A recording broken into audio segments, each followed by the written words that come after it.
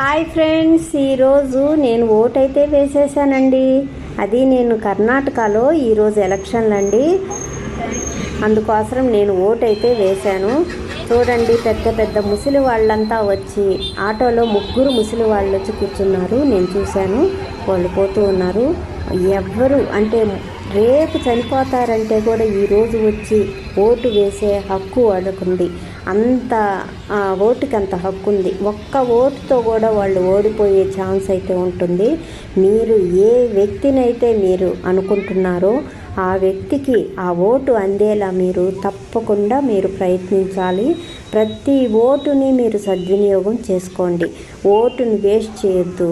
ఎందుకంటే ఒక్క vote miss అయినా కూడా మనము అందరినీ పోగొట్టుకున్న వాళ్ళం అవుతాము. మంచి వ్యక్తిని పోగొట్టుకున్న వాళ్ళు అవుతాము. అందుకోసము ఒక ఓటును కూడా వేస్ట్ చేయొద్దు. వాళ్ళెవరో ముగ్గురు వచ్చి పాపము నాకు వీడియో అయితే ఇచ్చారు. ఈమె కూడా పెద్ద ముసలామిడ, కానీ వీల్ చైర్లో వచ్చి ఓటేసిపోతూ ఉన్నారు.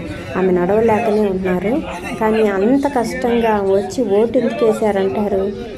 ఆమెకి ఒక వ్యక్తి గెలవాలని ఆమెకి ఆశ ఉంది కాబట్టి.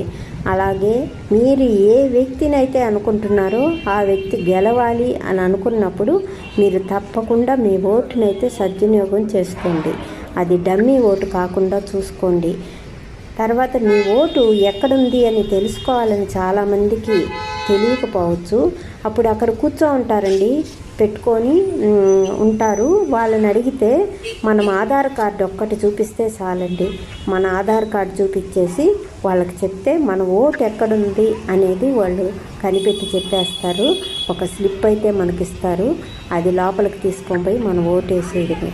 ఈ వీడియో నచ్చితే ఒక చిన్న లైక్, షేర్, సబ్స్క్రైబ్. అందరూ ఓటేసిరండి.